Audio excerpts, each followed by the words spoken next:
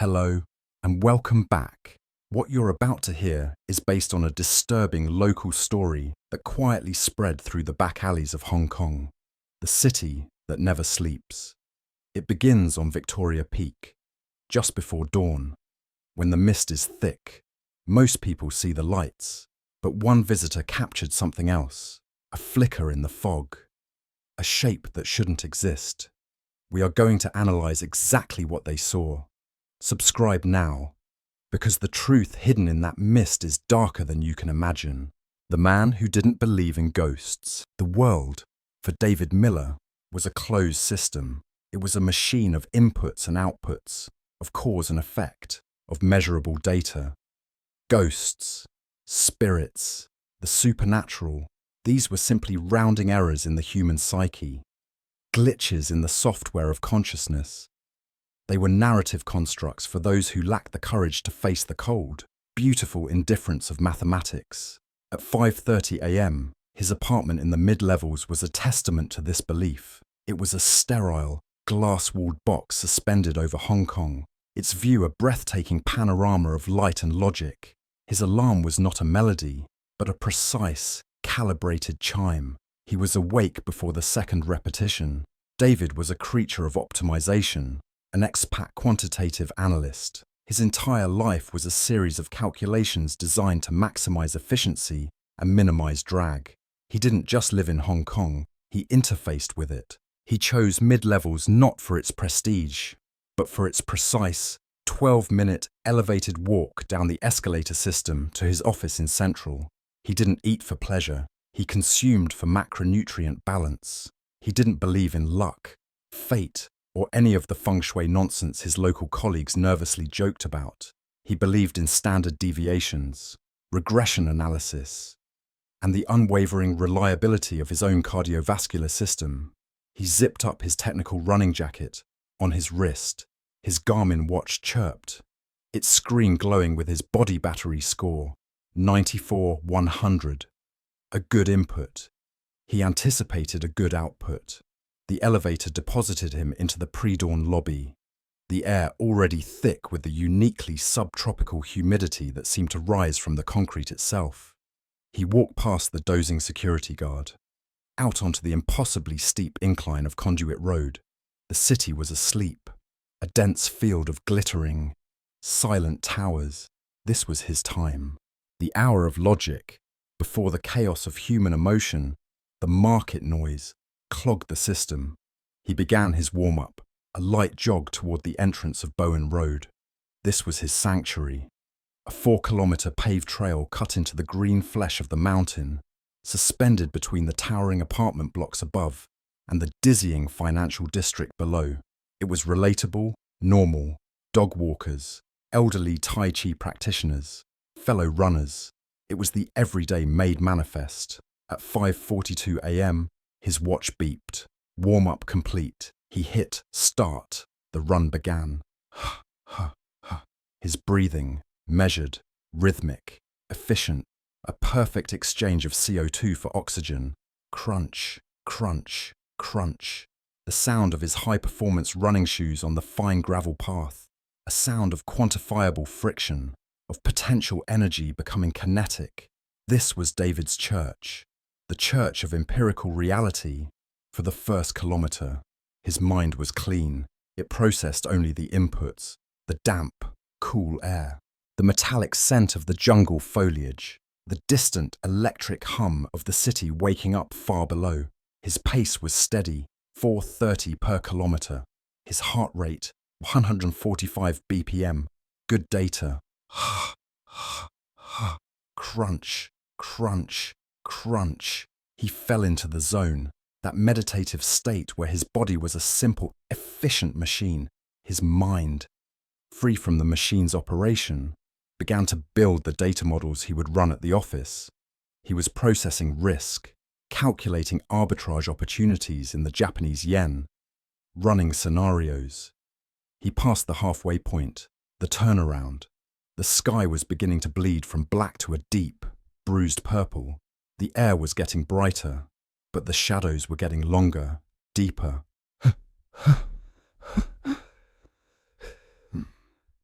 picked up the pace, the negative split. His lungs burned. A clean, familiar fire. Crunch, crunch, crunch, crunch. That's when he saw it. A flicker. To his right, in the dense, dark thicket of banyan trees and hanging vines that fell away sharply down the mountainside. He didn't break stride. His mind, a microsecond behind the stimulus, immediately processed and categorized it.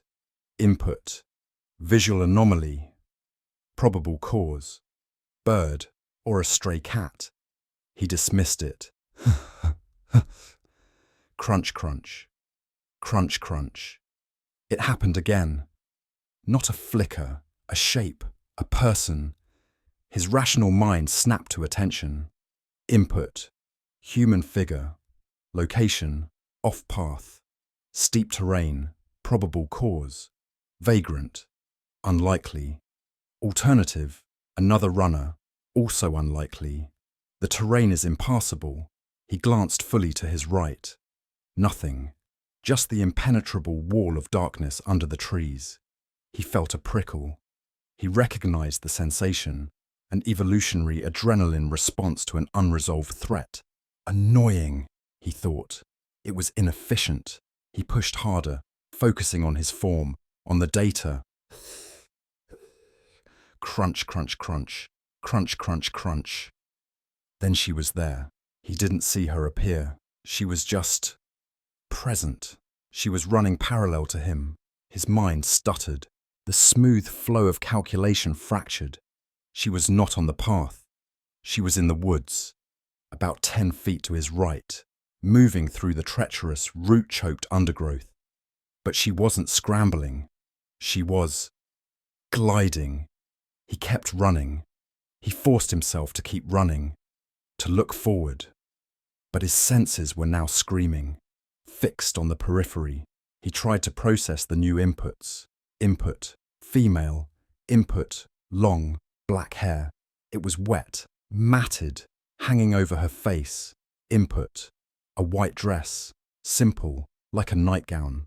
It was clean, impossibly clean for the mud and debris she was moving through. This was the point where his logic began to buckle. The data didn't fit. The scenario was non-computable. She is moving at 415 per kilometre. She is doing it on a 40-degree, unsecured slope. She is doing it without effort. And then he heard it. Or rather, he didn't hear it. His world was a symphony of his own effort. His lungs, ragged, crunch, crunch, crunch. His feet pounding the gravel. Thump, thump, thump. His heart hammering in his ears. From her, silence. She ran parallel to him, silent. Not a single footstep. She wasn't breaking twigs. She wasn't displacing rocks. She wasn't breathing. She was a silent, impossible variable inserted into his closed system. "Hey!" he yelled. His voice sounded thin, torn apart by his own ragged breathing. She didn't react. She just ran. Fear, cold and absolute, punched through his logic.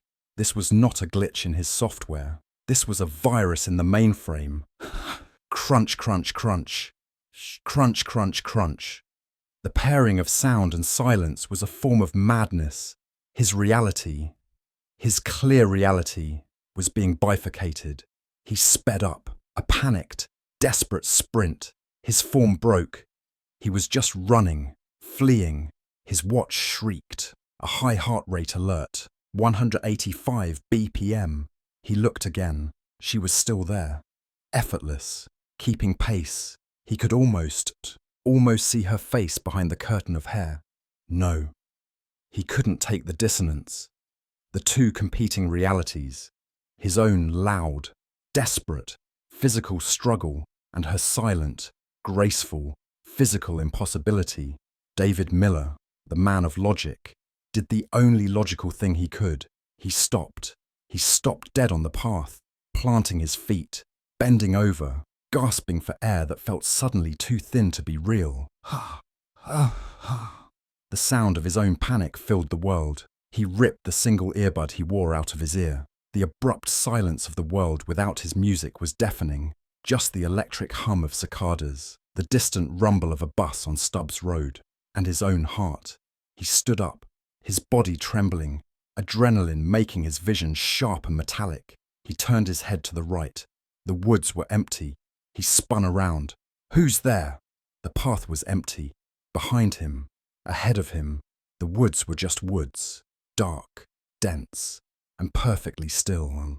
There was no sound of someone running away, no snapping branch in the distance, no fading footfall. He turned back, and she was gone. She hadn't run off, she hadn't hidden, she had, quite simply, ceased to be an input.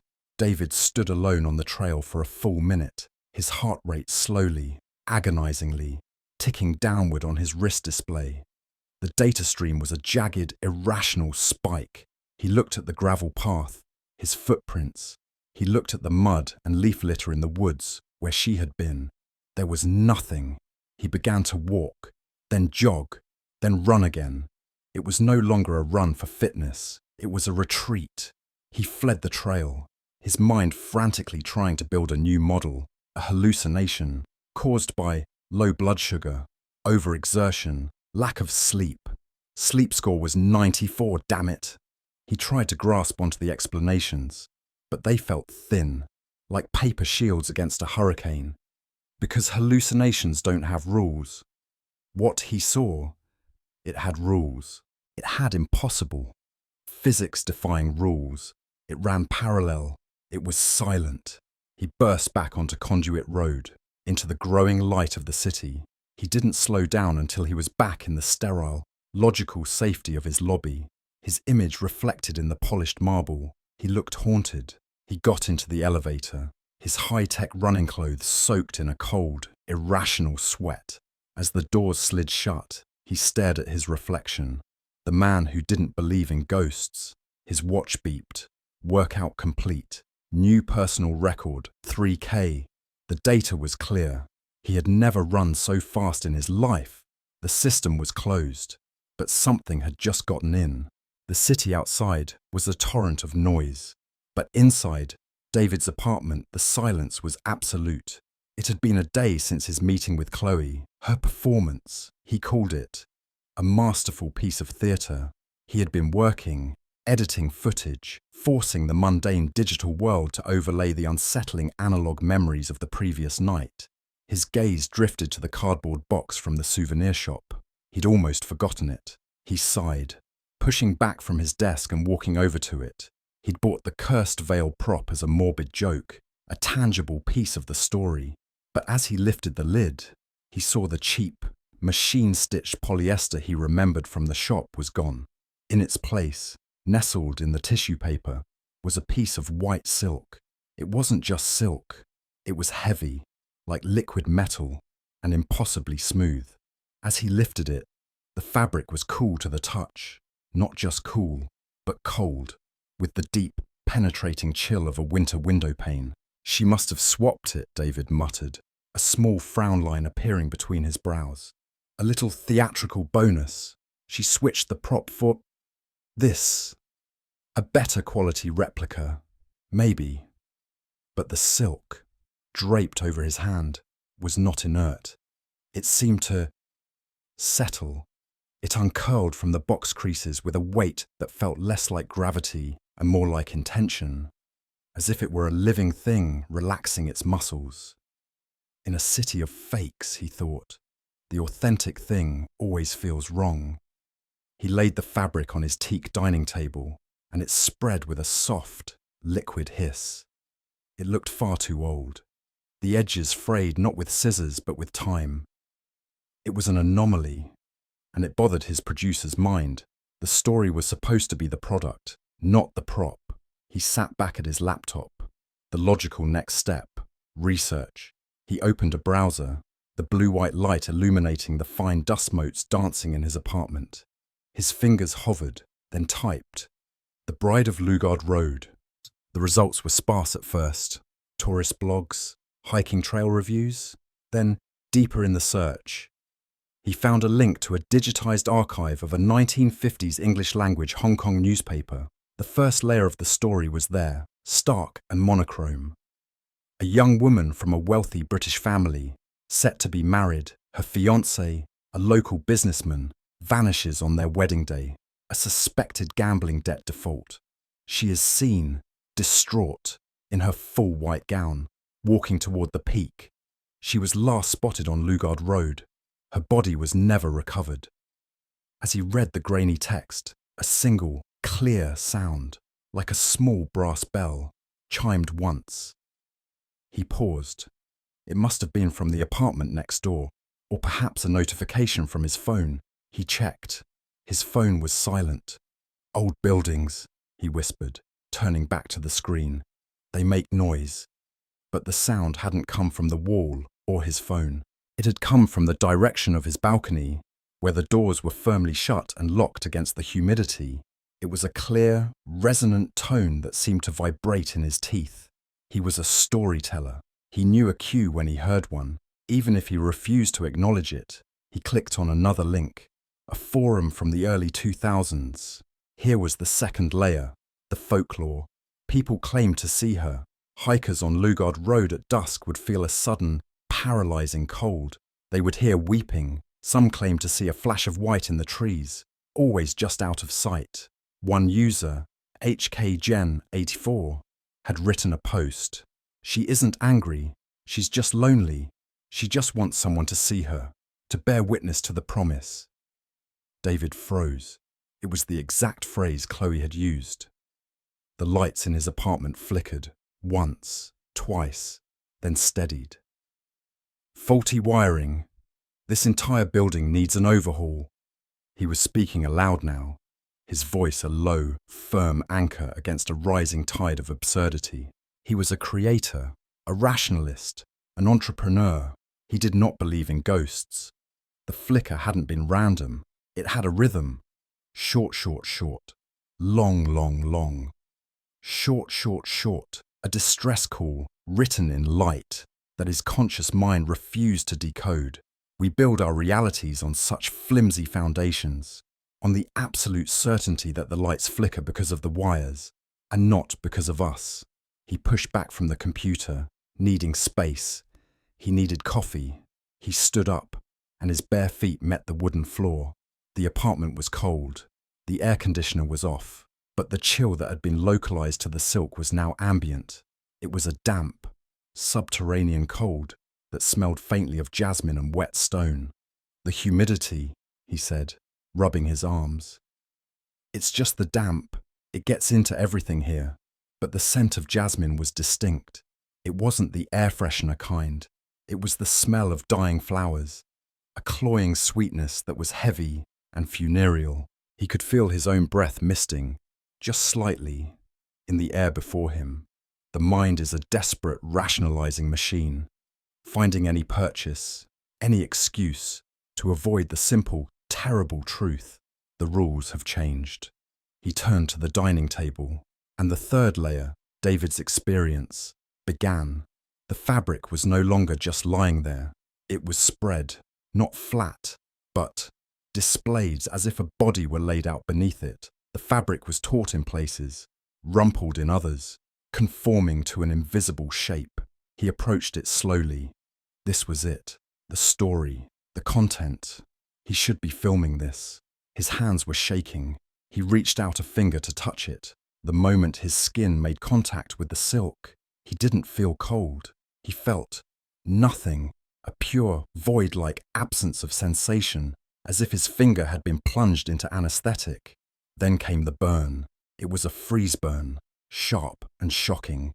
He recoiled with a gasp, snatching his hand back. "Static!" he yelled at the empty room. "Just static electricity!" He looked at his hand. A bright red welt was rising on his fingertip, as if he had touched dry ice. And beneath the sound of his own shout, he had heard a new sound, a soft, wet gasp, like someone taking a sharp, pained breath right next to his ear. Fear has a sound, and it's not always a scream. Sometimes, it's the quiet sound of a warning you've received far too late. He stared at the silk, his heart hammering a brutal rhythm against his ribs. He had to get rid of it. This was not a prop. This was not a story. This was an invitation. He grabbed a pair of metal kitchen tongs, a modern, sterile tool against this ancient, tactile dread. He would put it back in the box and throw it in the building's incinerator chute. He lunged, clamping the tongs onto the fabric. The silk resisted. It didn't just resist. It clung to the dark wood of the table as if it were glued. He pulled, the tongs groaning. The fabric held fast, the fibers straining, but it would not move. It's the humidity, the finish on the table. It's stuck. He panted, the excuses becoming thinner, more desperate. For one blinding, impossible second, as he stared at the silk, he saw it. He saw a hand, pale and translucent, with long, chipped red fingernails, pressing the fabric down onto the table. He blinked, and it was gone. It was just silk. The definition of insanity is seeing what isn't there, but the definition of terror is realizing that you are, in fact, perfectly sane. He dropped the tongs. They clattered on the floor with a sound that was offensively loud. He backed away, grabbed his keys, and fled. He didn't grab the silk. He ran from it. He ran down the hall, jabbed the elevator button, and only when he was on the street, surrounded by the warm, exhaust-filled air of Shungwan, did he stop. He couldn't leave it there. He couldn't go back. He stood there for a long time, the city's life flowing around him, until a new, cold resolve settled in. He was a part of this story now. He had to finish it. He went back up. The apartment was still. The fabric was exactly as he'd left it. He didn't use the tongs. He used his hands. This time, the silk was light and pliant. It offered no resistance. It was just cloth. He bundled it, ran out of the apartment, and didn't look back. He found himself, almost without direction, at the Manmo temple. The smoke from the giant incense coils was a thick, comforting curtain. It smelled of sandalwood and prayers. He walked past the worshippers, past the fortune tellers, and into a quiet back courtyard. An old man in a simple grey tunic was sweeping leaves. He didn't look up as David approached, his chest heaving, clutching the balled-up white silk. I found this, David said, his voice sounding small and foreign. I think it belongs to someone. I think it's sad. The temple keeper stopped sweeping. He looked at David, his eyes dark and ancient, holding a stillness that felt profound. He didn't look at David's face. He looked at the white fabric in his hands.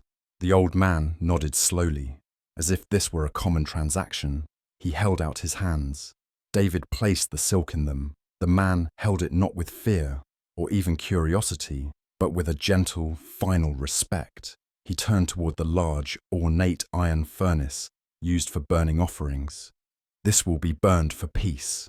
The words startled David, but the meaning was clear in the man's gesture. The keeper must have seen the confusion on his face, because he translated, his English soft and accented. This will be burned for peace. Its story is over. We will let it rest. David watched as the old man, with no ceremony, unlocked the furnace and placed the silk inside. He didn't set it on fire. He simply closed the door. The act was finished. The fear, the adrenaline, the sharp, precise dread, it all evaporated, leaving David feeling hollowed out, exhausted, but clear. The terror had passed, replaced by a strange, quiet contemplation. He walked out of the temple, back onto Hollywood Road. The sounds of traffic, the haggling in the antique shops, the smell of roasted meat and diesel fumes, it all rushed back in, vibrant and chaotic. He finally understood. Hong Kong was not a city of ghosts haunting the living. It was a place where life and death walked side by side, hand in hand, down the same crowded, neon-lit streets. Story for two. Tunnel of the unescapable, the flickering light. The automated glass doors of the Ascension Tower hiss shut behind Emily Kwan, sealing her off from the day's manufactured chill. Outside, the Hong Kong evening was a humid, oppressive blanket. She tugged at the collar of her silk blouse, the material clinging uncomfortably to her skin. 9 hours. 9 hours of staring at spreadsheets, of feigning enthusiasm in video calls, of navigating the subtle politics of the open-plan office. Now, all she wanted was her apartment, a cold drink, and an hour of mindless streaming. Her apartment was on the other side of the hill. The bus was a 20-minute wait and a 40-minute ride. The MTR was a sweaty, claustrophobic crush. And then there was the tunnel, Kings Park Tunnel, a utilitarian gash carved through the rock, a pedestrian shortcut that shaved 15 minutes off her commute. It was ugly, perpetually damp, and smelled of ozone and diesel fumes from the ventilation shaft. But it was fast. Tonight, fast was all that mattered. She adjusted the strap of her leather tote, the weight of her laptop digging into her shoulder, and descended the concrete steps. The vibrant noise of the city, the traffic, the chatter, the clatter of restaurants was instantly swallowed. The tunnel's mouth exhaled a cool, stale breath. The first few dozen meters were fine, illuminated by the orange glow of the city light bleeding in. Then, she was in the belly of the beast. The long, curved corridor was lit by a series of industrial-grade fluorescent lights, spaced exactly 10 meters apart. They cast a sterile, greenish-white glow on the curved, tiled walls, the kind of light that made everyone look sick. Click buzz. The second light in the series ahead of her flickered. It stuttered, went dark for a second, then buzzed back to life, its colour now a sickly, pale yellow. Emily didn't even break her stride. Great, she muttered. Maintenance. She walked under the faulty light, her pace quickening. Her heels sent sharp, echoing taps ricocheting off the concrete. Tap, tap, tap. Then she felt it. It wasn't a sound. Not at first. It was a pressure. A low-frequency vibration that seemed to bypass her ears and root itself directly in her sternum. Thump. She paused, one foot in the air. The tunnel was empty. Just her and the long, curving row of lights. Thump.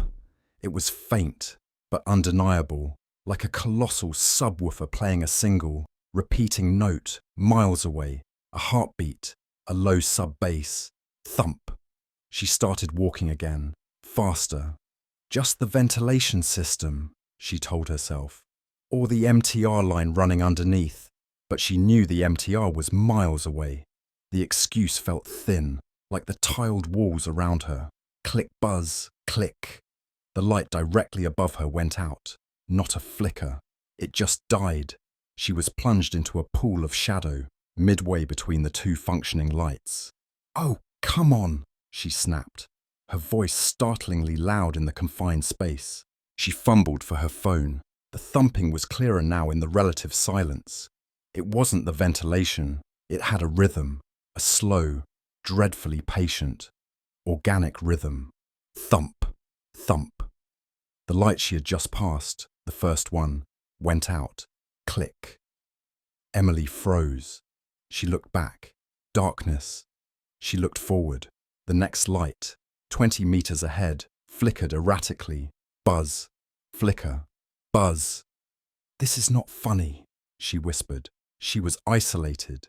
There was no one else in the tunnel, no one to witness the bizarre, systematic failure. It was just her. Her mind, already exhausted, was playing tricks. It had to be. Thump, thump. The bass note was in her teeth now. She could feel the air pressure change with each beat. It was getting closer. She abandoned all pretense of calm and began to run. Her heels skidded on the damp floor. The taps of her escape replaced by frantic slaps of leather on concrete. Tap, tap, tap became slap, slap, slap. Thump, thump, thump. The rhythm of her panic was met by the rhythm of the tunnel.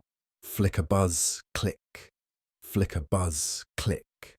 The lights ahead of her began to shut off, one by one, in perfect sequence, chasing her down the corridor. The darkness was gaining on her. No, not chasing her. It was meeting her. The lights behind her were doing the same. She was being herded into the tunnel's dark, curved center. "No, no, no," she chanted, a desperate prayer. She ran, her lungs burning, the strap of her bag slipping from her shoulder. She burst through the shrinking bubble of light and into the darkest part of the tunnel, a 50-meter stretch where the failure was total. She ran blind, one hand outstretched. Her fingers brushed the wall. She stopped dead. Her hand was slick. She pulled it back, expecting dampness. The familiar cold seep of the tunnel. This was not damp. It was thick, viscous, and warm. She reflexively brought her fingers toward her face to smell them. But even in the blackness, the coppery scent of rust and something else, something metallic and spoiled, hit her first. A single light, the one she had just run past, slammed back on with a crack and a shower of sparks. It was no longer white. It was a hellish, emergency red, and it showed her the wall. Emily's own handprint was there, stark in the red light, a perfect, five-fingered smear of blackish red grime. But it was not alone. The wall was covered. She hadn't seen them in the white light. They were almost invisible, like stains soaked into the very concrete. But in this new, awful crimson glow, they stood out like fresh wounds. Handprints on the wall, she breathed, the phrase escaping her lips unconsciously, a fragment of a ghost story her grandmother used to tell. There were hundreds, no, thousands, hundreds, thousands. They were not paint. They were not vandalism. They were prints, impressions of palms and fingers, layered one on top of the other. Year after year, decade after decade, small, childish hands were pressed next to long, skeletal fingers. Some were palms down, flat against the wall. Others were clawed, the fingertips having visibly scraped at the concrete, leaving gouges. They covered the entire curve of the tunnel, from the floor, up the wall, and vanishing onto the high, arched ceiling. They were all reaching for the center, reaching for her. The thumping was gone. In its place was a new sound, the sound that had left the residue on the walls, a wet, collective shuffling, the sound of 1,000 damp hands, all dragging themselves across concrete. The red light above her gave a final, desperate buzz and died. Total, absolute suffocating darkness. The silence of a sealed tomb, the smell of rust and old pennies was overpowering. Emily stood paralyzed. She couldn't breathe. She couldn't scream. She could only listen. The shuffling was close, all around her. Shh, shh. A damp cold touched her ankle. She screamed, a raw, piercing sound that the tunnel seemed to drink. She scrambled backward, falling, and her laptop bag hit the concrete with a dull thud. The darkness was absolute. She was blind, lost, and something had just touched her. Then, at the far end of the tunnel, the exit, so far away, a single, ancient bulb that she had never seen lit before, one of the original fixtures, sputtered to life. It cast just enough weak, watery, yellow light to silhouette the space between her and the exit. The space was no longer empty. The thumping returned, a deafening, bone-shaking roar. It was the sound of her own heart, amplified to the point of agony, a frantic drumbeat for the final, terrible reveal. Then she saw them standing there, crowded in the darkness. The air in the Salo tunnel did not just grow cold. It became a physical weight, a block of subterranean ice pressing in from all sides. Emily's car, along with a dozen others, was a metal coffin in a concrete grave. The engine was dead. The radio was dead. The only sound was the frantic, useless click, click, click of her ignition failing. Then, the darkness became absolute. It wasn't just that the lights went out. The darkness that replaced them was ancient, thick, and wet. It moved. Emily clawed at the window handle. The electrics were dead, and whimpered as the glass remained stubbornly up. A sound began, not from one place, but from everywhere. It was the sound of 1,000 muffled voices whispering at once, a desperate, sibilant sss that seemed to come from the vents. It was the rhythmic thud, scrape, thud, scrape, as of picks against stone, magnified until it vibrated in her teeth. Emily screamed, but the sound was stolen from her lungs. Outside her windshield, in the suffocating black, shapes began to resolve. They were not ghouls or monsters. They were worse. They were people, dozens of them. Their forms were skeletal, draped in the sodden, rotting rags of 50s-era labourers. They were soaked, not with water, but with the black, seeping damp of the earth. Their faces were hollows of shadow, but from those hollows, pairs of eyes glowed with a faint, putrid phosphorescence. One of them pressed its face against her driver-side window. Its skin was the colour of spoiled milk, and where its nose should have been, there was only a ragged hole. It opened its mouth, and a torrent of muddy water and gravel spilled out, thudding against the glass. "Help! Help me!" The whisper was not in her ears. It was inside her head. The other figures swarmed the car, thin, desperate hands, slick with mud, slapped against the metal. They were not trying to get in. They were trying to hold on, as if her small car were the last solid thing in a collapsing world. The thud scrape grew louder, and Emily realised with a paralysing horror what it was. They were digging. They were reenacting their deaths. The pressure inside the car built. The air was rancid, thick with the smell of wet cement, rust, and something horribly organic. Like meat left in a damp cellar, the windows began to crack, not from the pressure outside, but from the crushing, psychic weight of their despair. Emily was no longer an investigator. She was a witness, trapped in the epicenter of a historical wound. She was paralyzed, her limbs refusing to move. Her heart hammered a painful, erratic rhythm against her ribs, a drumbeat of pure, undiluted terror. The face at the window, the one with the missing nose, pressed its hand to the glass. The handprint it left was not of mud, but of a shimmering, ghostly condensation.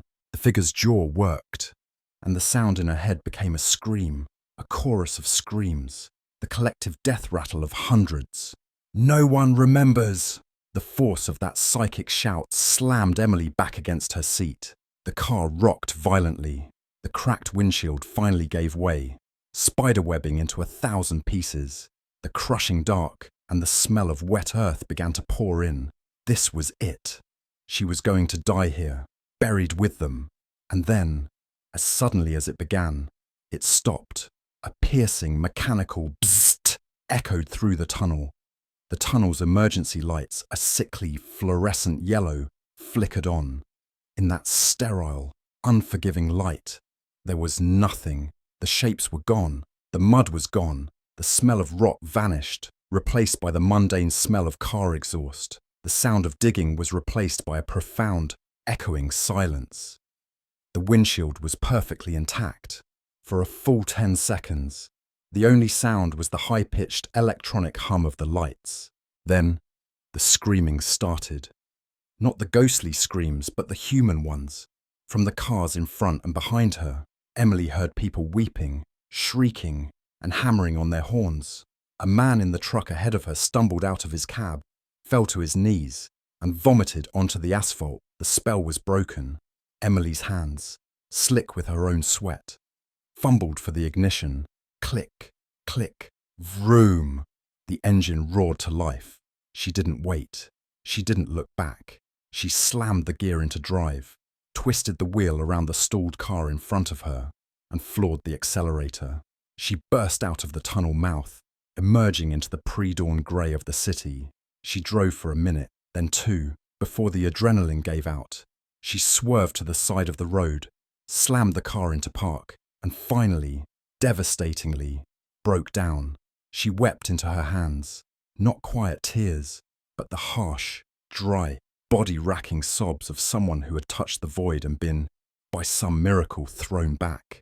The only sound in her car was her own breathing, ragged and broken. The pace of the city was slow to return. The sun began to rise, and its first rays, a warm, emotional, golden yellow light, cut through the blue-grey of the morning. It was a stark contrast to the cold, artificial yellow of the tunnel. That light had revealed nothing but concrete. This light promised life. She couldn't go back to her apartment. The sterile, modern box felt wrong. She drove, her hands still shaking, to the only place that felt safe. She found her grandmother in the kitchen, sitting in the soft morning light, nursing a small cup of jasmine tea. The small lamp over the table cast another warm, yellow glow. Her grandmother didn't look surprised to see her. Emily sat down, the sobs still catching in her throat, and tried to explain. She talked about the whispers, the faces, the cold, the feeling of being buried alive. Her grandmother listened, her ancient eyes never leaving Emily's. She nodded slowly, as if Emily were not revealing a secret, but confirming one.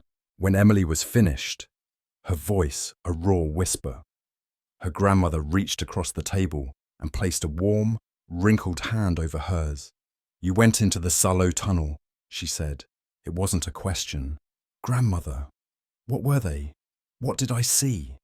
Her grandmother sighed, a long, slow breath that seemed to carry the weight of decades. "You have been reading the official histories, the books. They tell you about the triumph of industry, the concrete, the steel." She took a sip of her tea. "They do not tell you about the labourers." "The labourers?" Emily whispered. "Before the French, before the Americans, before this government, that tunnel.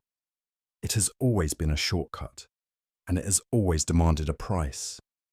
When they were building the modern pass, they were in a hurry. Politics, money. They pushed the men too hard, too fast. They cut corners. They ignored the warnings." Her grandmother's eyes grew distant. "There was a collapse, a convenient one. It buried dozens of men from the countryside, with no families here to ask questions. It was cheaper to list them as deserted and pour the concrete over them than to excavate the bodies." Emily felt a cold deeper than the tunnels. "The reports I read, they said there were no fatalities." "A report," her grandmother said with a quiet scorn, "is just a story someone gets paid to write. The truth is the story that is remembered. And they, my dear, they were not remembered. They were erased." Emily finally understood. The terror, the grasping hands, the scream. "No one remembers!" "They aren't trying to hurt anyone, are they?" Emily's voice was barely audible. "They are screaming," her grandmother said softly. "A soul that dies in terror and is forgotten. It does not rest. It is trapped in the moment of its greatest pain. They are not monsters, Emily. They are victims. They are a wound in the earth that has never been allowed to heal." The horror that had frozen Emily's blood just an hour before began to thaw, replaced by an overwhelming, profound wave of pity. The horror was transforming into something else, a deep, aching sorrow. It wasn't a haunting, it was a memorial, waiting to be acknowledged. "What do they want?" Emily asked. Her grandmother looked at her with a sad, clear gaze. "They died with no one to remember. They need incense." Story 3.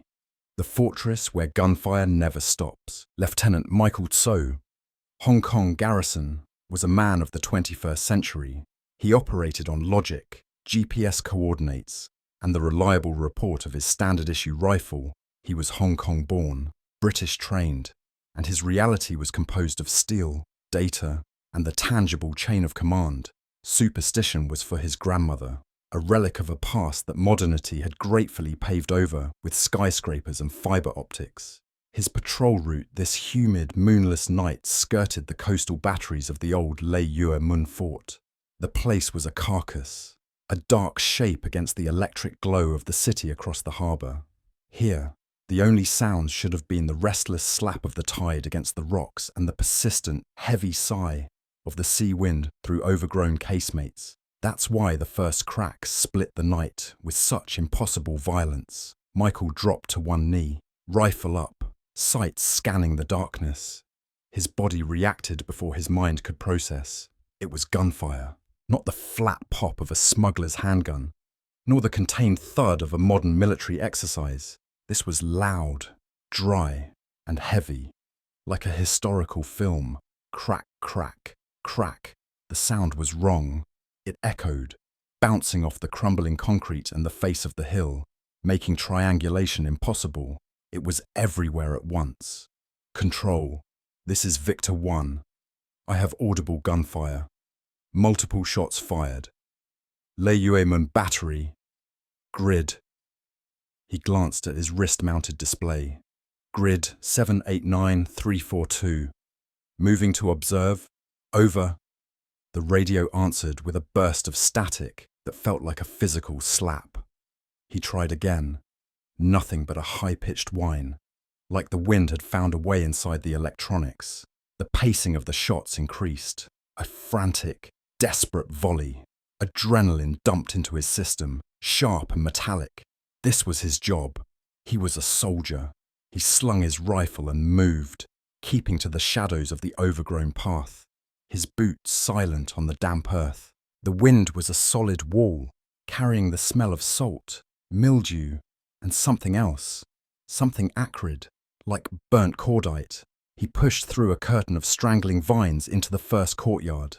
The echoes were louder here, cannoning between the thick walls of the gun emplacement. He clicked on his low-light optics. The world resolved into shades of ghostly green. The courtyard was empty, just crumbling concrete, weeds, and the black moor of a tunnel leading deeper into the battery. The gunfire stopped. The sudden silence was heavier than the noise. The wind itself seemed to die, and the waves muffled to a distant roar.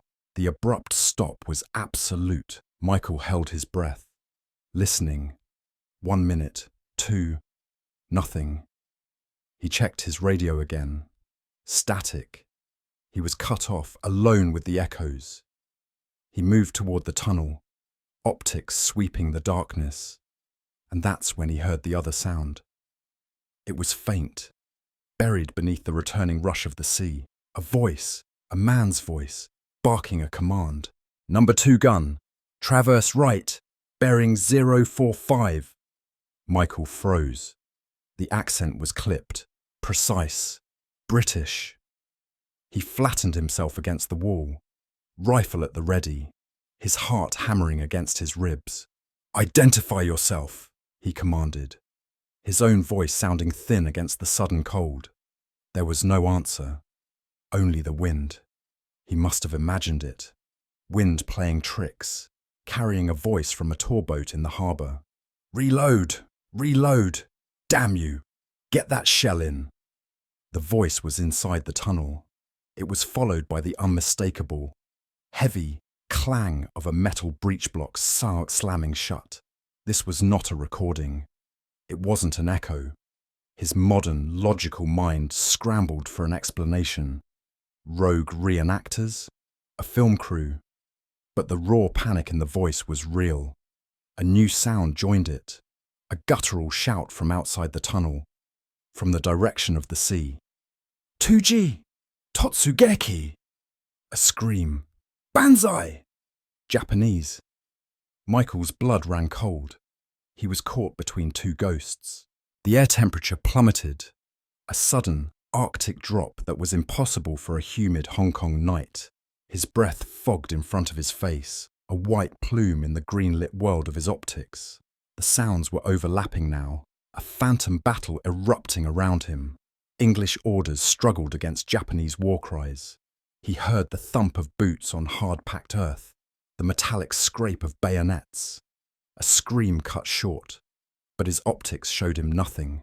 The courtyard was empty. The tunnel was empty. They're in the wire. They're in the wire. Fire. Number 2, fire. The panic was contagious. Michael backed away, stumbling over a loose stone. He ripped the useless optics from his helmet, his eyes stinging in the sudden darkness. He was breathing in short, sharp gasps. The sounds were intensifying. A chaotic symphony of a battle fought and lost decades before he was born. He was in a pocket of time, a psychic scar in the landscape, and the walls were screaming. He had to get out. He had to get to the source. The commands were all directed at number 2 gun. He knew where that was. The main coastal defense cannon, on the far side of the emplacement, overlooking the strait. He ran, abandoning stealth, his boots slamming on the concrete path. The voices followed him, swirling in the wind, a storm of spectral sound. Stand to! Stand to! Tenno Heika! Banzai! He burst through the final archway onto the main battery platform. The wind howled, a physical blow, and there it was. The 6-inch disappearing gun, a colossal black silhouette against the distant, glittering skyline. It was aimed out to sea, a silent, rusted guardian. This was the source. The air around it was visibly colder, shimmering, as if heat were being sucked into the very metal of the gun. The sounds were deafening here. The screams, the shots, the orders all converging on this single point. But the gun was silent, dead. Michael approached it, drawn by a horrifying, icy magnetism. He could feel the cold radiating from it, stinging his exposed skin. He was shaking, not from fear, but from the impossible. Penetrating chill. He saw it. A fine, crystalline lace of frost covered the entire breech and barrel of the cannon. In the subtropical humidity, it was as impossible as snow in a desert.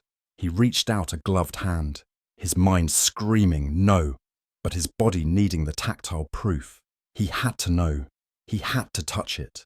The moment his glove made contact with the frosted steel, two things happened simultaneously. First, an unimaginable cold. A cold that felt like fire, seared through the glove and into his palm. It wasn't the cold of ice. It was the cold of a vacuum, of absence. Second, every sound stopped. The battle, the voices, the wind, the waves, everything. Absolute, terrifying, tomb-like silence. The world ceased to exist. Michael snatched his hand back, a strangled cry ripping from his throat. He stared at the gun. It was just a gun again, a dead piece of metal. The frost was already melting, vanishing into the damp night air. The silence was worse than the noise. The silence was the sound of the grave. It was the sound of consequence. He didn't wait. He turned and fled. This was not a tactical withdrawal. This was a rout. He ran, blind, adrenaline and primal terror giving his legs a speed he didn't know he possessed. He scrambled up the steep path, falling to one knee, pushing himself up with his scorched hand. He didn't feel the pain, only the cold.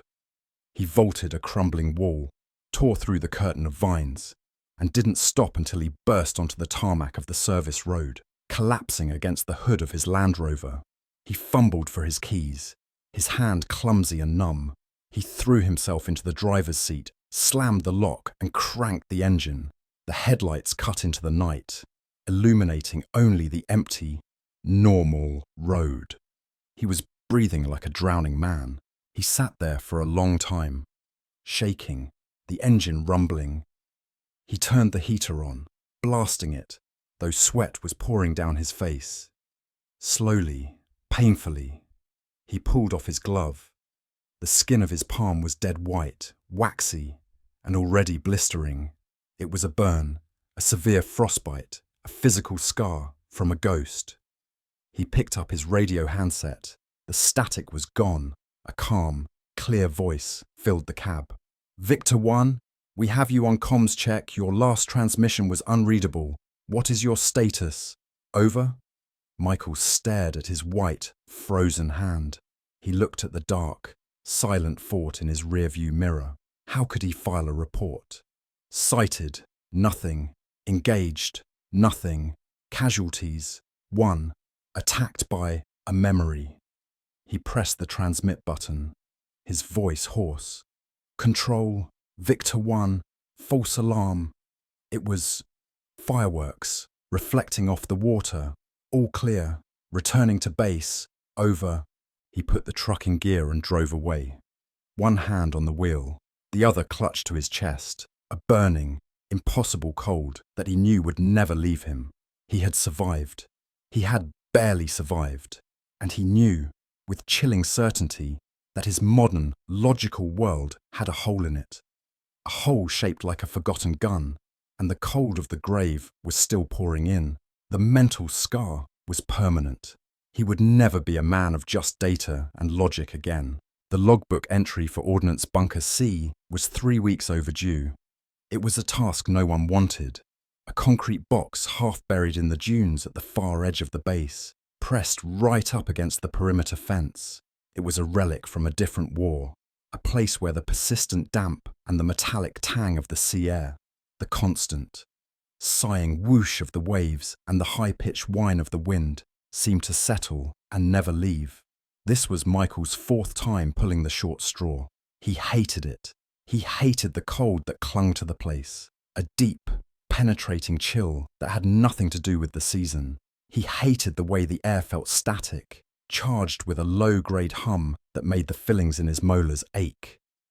It was the place where inventory lists never quite matched the manifests, where boxes of .50 caliber rounds would be logged in Bay 4 but found in Bay 2, as if a tired clerk had misplaced them in the dark. It was the source of half the unexplained phenomena reports on base.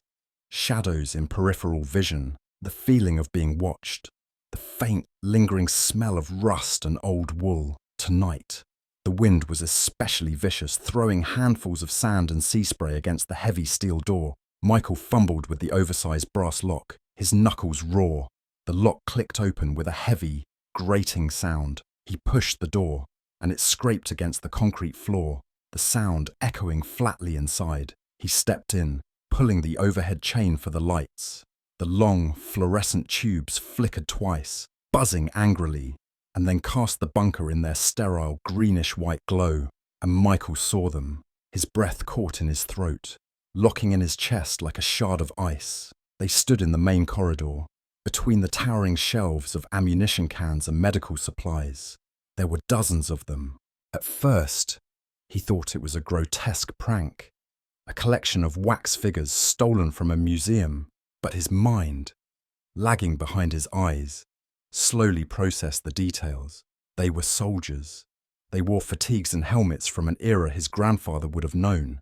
Their rifles held perfectly at their sides. They were semi-transparent, their edges blurred by a faint, shimmering light, like heat haze on a runway. They were packed shoulder to shoulder, a silent, spectral phalanx filling the space, a wall of the dead. Michael stood frozen, his hand still on the light chain. His internal monologue began, a frantic whisper beneath the panic. Move, run, say something. But he couldn't. He could only stare. They didn't look, not at me, he would later recount, his voice low, even, but with a tremor he couldn't hide. They didn't speak. They didn't move. Their eyes were fixed forward, staring at the far wall, at the solid concrete, as if they were on parade, waiting for an inspection that was 50 years late. They just stood there. The silence in the bunker was absolute. The howl of the wind outside seemed 1,000 miles away. Here, there was only the cold and the pressure of their presence. He could see the shelves through them. He saw a young face, barely old enough to shave, his jaw set in a perfect, disciplined line. Beside him, an older sergeant, his spectral face deeply lined. They were waiting. Michael felt his stomach clench. The air was too thick to breathe, heavy with the smell of ozone, sea salt, and something else, something like burnt copper. He took one stumbling step back, his boot scuffing the concrete. The sound was obscene in the silence. Not one head turned, not one eye flickered. They just stood. Michael turned and fled. He slammed the heavy door, his hands shaking so violently it took him 3 tries to get the padlock back on. He didn't lock it. He just ran. He made it 20 yards before he doubled over, his back against the chain-link fence, and dry-heaved until his stomach ached. The wind whipped tears from his eyes. He reported it. He had to. He went to the infirmary and reported a severe hallucinatory episode. The base psychologist was a kind woman with tired eyes. Stress, private. Are you sleeping? I'm fine, Mom, Michael said, his voice sounding hollow to his own ears. It's just that bunker. Bunker C has a reputation. Michael, it's an old building. The wiring is bad. The air circulation is poor. It plays tricks on your eyes. Mom, I saw a platoon of soldiers. They weren't there. She prescribed him a sedative and mandatory leave for 48 hours. Get some rest. Stay away from Bunker C. We'll assign the inventory to someone else. He was dismissed, but he knew he wasn't believed. He was now that guy, the one who'd cracked. But the image wouldn't leave him. The static, expectant silence of those men. The 48 hours of leave were a torment. He couldn't sleep. Every time he closed his eyes, he saw the young private's face, staring at nothing. Why were they there? And why didn't they do anything? This wasn't a haunting. It was a memory, stuck on a loop. He couldn't let it go. On the second day, he went to the base archives, a dusty room in the basement of the administration building. He told the clerk he was researching the base's history for a community project. He started with Bunker C. It was built in 1943. Standard ordnance storage, nothing. He cross-referenced the base layout. He pulled logs from the 1950s, the 1960s, all normal. Then, he found a sealed file, marked only, Incident Report 44B, Pier 7, 1952. Pier 7 was gone. Only the concrete pilings remained, rotting in the surf just beyond the perimeter fence. Bunker C had been the primary loading depot for that pier. The file was thin. Inside, a single, brittle, onion skin carbon copy. It was a report on a munitions loading accident. A destroyer, the USS Sentinel, had been taking on experimental depth charges during a severe northeaster. A squall had hit the pier. A crane cable snapped. The resulting detonation had been catastrophic. It vaporized the pier, the crane, and the entire loading detail from the 3rd Platoon, C Company, who had been waiting on the pier and in the bunker's staging area for the all-clear. 38 men. Michael's blood ran cold. The report concluded that due to the sensitive nature of the experimental ordnance, the incident was to be classified. The families were told the men were lost at sea during the storm. Their names were never added to the base's main war memorial. They hadn't just died. They had been erased. All the clues, the little mysteries of Bunker C, suddenly snapped into place. The persistent cold was the memory of their last night. The smell of rust and sea salt was the pier, the storm, the sentinel, the feeling of being watched, the shadows. It was them. The inventory discrepancies. It was 38 souls restlessly sharing a space, forever waiting for the loading order that would never come, forever standing at attention. Michael sat back, the brittle paper rattling in his trembling hand. They weren't there to scare anyone. They were there because they were forgotten. They were still on duty. He knew, with a certainty that settled deep in his bones, that the psychologist and the sedatives were wrong. He also knew what he had to do. His grandmother had been a woman of deep, quiet faith, a faith built less on prayer books and more on the earth, on the wind, and on respecting the spirits. When he was a boy and they had visited the cemeteries, she had taught him a small, simple ritual, a few words, spoken in her native tongue, for the graves that had no names, the ones whose stones were worn smooth by time. For those who are unremembered, she would say, lighting a stick of incense, so they know their watch is over. That night, Michael walked back to Bunker C. The wind was still high, the waves crashing in the dark. He didn't take the key. He stood outside the heavy steel door, his hand resting on the cold metal. He could feel the cold on the other side, the heavy, static presence. He closed his eyes. He took a deep breath, tasting the salt. He recited the words his grandmother had taught him. It wasn't a prayer, it was an acknowledgement, a roll call for the nameless. He spoke of the USS Sentinel. He spoke their platoon number. He spoke of the storm in 1952. "We know you are here," he whispered, his voice low and even, though he was shaking from head to foot. "We remember your service. We remember your sacrifice. Your watch is over. You are relieved." He said the words, in English and then in the fractured Vietnamese his grandmother had taught him. For a long moment, nothing happened. The wind still howled. Then, slowly, The profound, unnatural cold that radiated from the steel door dissipated. The metal under his palm felt just like normal, damp steel. The low-grade hum in his teeth stopped. The oppressive, static charge in the air was gone, swept away by the wind. He didn't open the door. He didn't need to. He knew they were gone. Michael turned and walked back. The sound of the wind and the waves his only escort. The smell of the sea was just the smell of the sea now. He stopped at the edge of the barracks, looking back at the dark shape of the bunker against the dunes. His final report to the psychologist would be simple. The stress has passed. I'm fit for duty. A quiet, final thought settled in his mind, the last piece of the puzzle falling into place. Perhaps, he thought, the sound of the wind fading in his ears. They just needed to be remembered. So, we return from the shadows. But the echoes remain. We've walked the hidden paths of this forgotten city, listening to stories that cling to the air like dust. It leads us to a final thought. It's not that the spirits want to scare us. They just don't want to be forgotten. What do you think? Is a haunting just a memory that has nowhere else to go? In many cultures, remembrance is a form of spiritual energy. It's a connection. When we tell their stories, we are not just entertaining ourselves. We are performing a kind of duty, acknowledging a life that was lived. When we forget, they are left to wait in the silence, trapped. They don't linger to frighten us, but to remind us that they were here.